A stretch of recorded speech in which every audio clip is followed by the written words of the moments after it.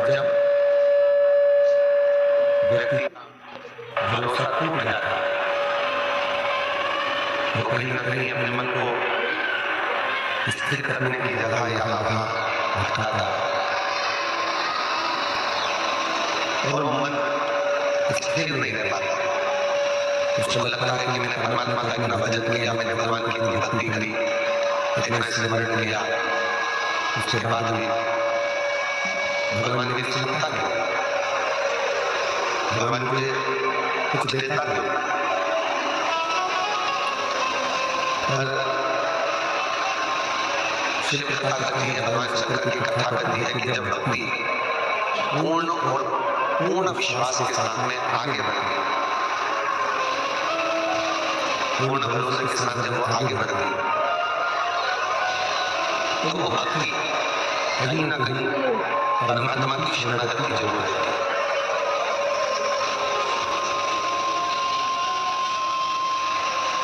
कल हमारे विद्वान कविराज प्रकाश जी की सुपुत्री सुसाक्षी रोहित जी मेहता हम जब प्रसाद खा रहे थे तो प्रश्न कर रहे थे, क्या कभी आपको शिव जी का साक्षीकरण हुआ? अपने शिव भी साक्षी कर रही है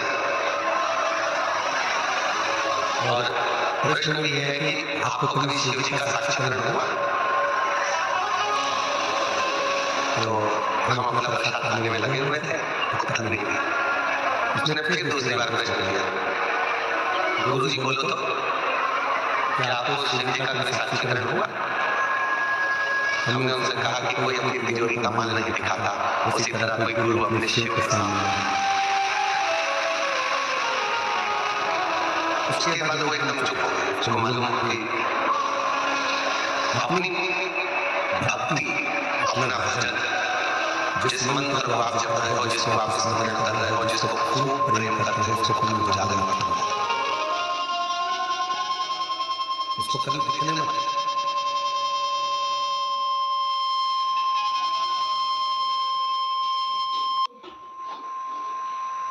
जब आपका प्यार, जब आपका प्रेम उजागर हो जाता है तो दुश्मन बढ़ जाते हैं, लोग दूरियां करने लगते हैं। जब तक वो छुपा हुआ है ना, तब तक आप प्रेम की पराकाष्ठा तक पहुंच सकते हैं। उसी तरह उसके बाद वो एकदम चुप हो गए। उसको मालूम हुई अपनी भक्ति, अपना भजन, जिस मंत्र को आप जप रहे हो, जिसको आप स्मरण कर रहे हो, जिसको खूब प्रेम करते हो, उसको कभी उजागर मत करो, उसको कभी दिखने मत दो।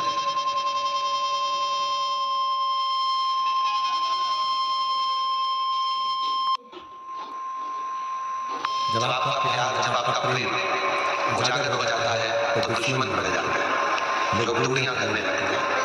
जब तक वो छुपा हुआ है ना, तब तक आप प्रेम की पराकाष्ठा तक पहुंच सकते हैं।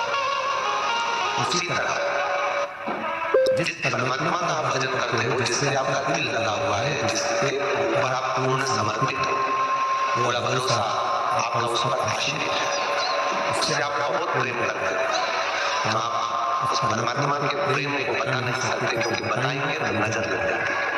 उसके प्रति समर्पण हमने श्री प्रकाश जी की सुपुत्री सुसाक्षी रोहित जी मेहता जी से हमने कहा, अरे आवाज खोल दो थोड़ी इधर की। हमने उनसे कहा कि ये पक्का है बेटा साक्षी कि एक बार आपको भी शिव की साक्षी जरूर होगी, अगर आपकी लगन, आपकी भक्ति, आपका विश्वास है। भरोसा दूसरे पर करोगे तो वो टूट सकता है, और भरोसा यदि देव महादेव पर करा है तो जिंदगी में कभी नहीं टूटने वाला। आप किसके प्रति समर्पित हुए हो? उस परमात्मा के प्रति। आप किसके हुए हो? उस परमात्मा। अब सौंप दिया इस जीवन का सब भार तुम्हारे हाथ। जीवन का सारा सुख, जीवन का सारा दुख, जीवन का सारा संपूर्ण क्लेश, संपूर्ण विवाद, संपूर्ण टेंशन उस परमात्मा के चरणों में छोड़।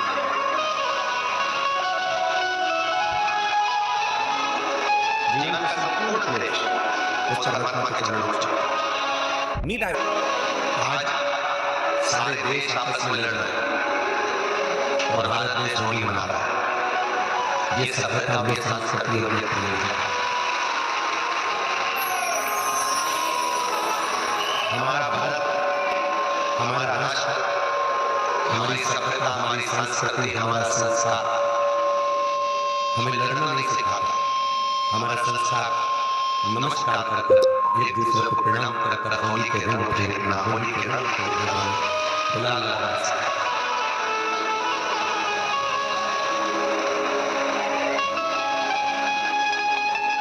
हमारा भी बहुत मन था कि आप लोग इतनी संख्या में आए हो और आज होली प्रज्वलित होगी, जलेगी। फिर लोग 4 तारीख को कल ग्रहण है, 3 तारीख का, और 4 तारीख को लोग धुरंडी मनाएंगे, होली खेलेंगे, उत्सव मनाएंगे।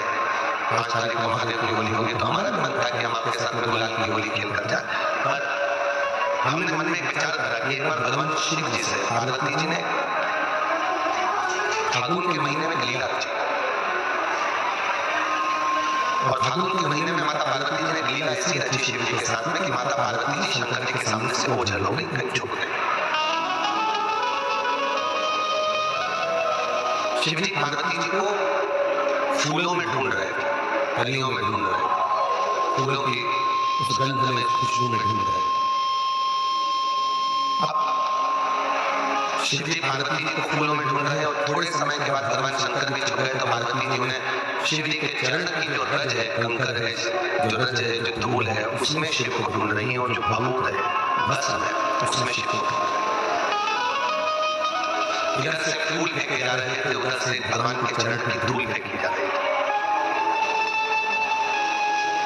जब दोनों का मिलन हुआ तो देवाधिदेव महादेव और पार्वती के मिलन पर नंदी जी ने हाथ जोड़कर निवेदन करा कि ऐसी होली हमने जगत में नहीं देखी कि प्रभु के चरण की रज जब उड़ाई जाती है, लगाई जाती है, तो उससे सुंदर कोई रंग नहीं हो सकता। कहते हैं दुनिया के सारे रंग फीके हो जाते हैं, पर शिव भक्ति का रंग कभी फीका नहीं होता। शिव के चरणों का रंग तो हम तो इतना कहेंगे कि आप जाते जाते इस कथा पंडाल की मिट्टी को एक दूसरे को लगा लोगे तो समझ लेना कि आपकी होली, आपका फागुन रंगमय, आनंदमय। और चंदन है इस देश की माटी, तपोभूमि हर नाम है, हर माला देवी की प्रतिमा बच्चा बच्चा नाम है। जिसके सैनिक समर भूमि पर गाया करते गीता है, उसी माटी के हल्के नीचे खेली करती सीता है। ये चंदन है माटी, उस चंदन को अपने मस्तक पर चढ़ा लिया, अपने जीवन पर उतार लिया। और एक निवेदन और करूं पूरे राष्ट्र से, पूरे भारत की धरा पर रहने वाले एक सनातनियों से कि आप कई लोग ऐसे हैं कि उनको होली पसंद नहीं आती। कोई बच्चा रंग डाल देता है तो लड़ने बैठ जाते हैं, कोई व्यक्ति जरा सा गुलाल फेंक देता है तो झगड़ा करने बैठ जाते हैं। झगड़ा मत करो, उसको धन्यवाद दो। घर में रह रहकर 4-5 लोगों के बीच में रहकर आप ऐसे मुस्तकिल हो गए हो कि कोई किसी को रंगी देखना ही नहीं चाहता। कम से कम खुशियां मनाओ, तो कोई तो तुम्हें रंग में डुबोने के लिए बैठा है, तो तुम्हारी जिंदगी को रंगीन कर। आजकल की होली बस इतनी रही, पत्नी ने इतना सा गुलाल डब्बी में से लेके इतना लगा दिया, बहन ने भाई को इतना सा लगा दिया।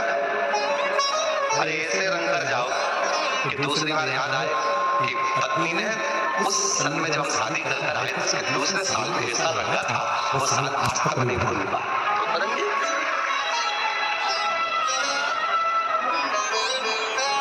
तो भी याद हो चाहे सारी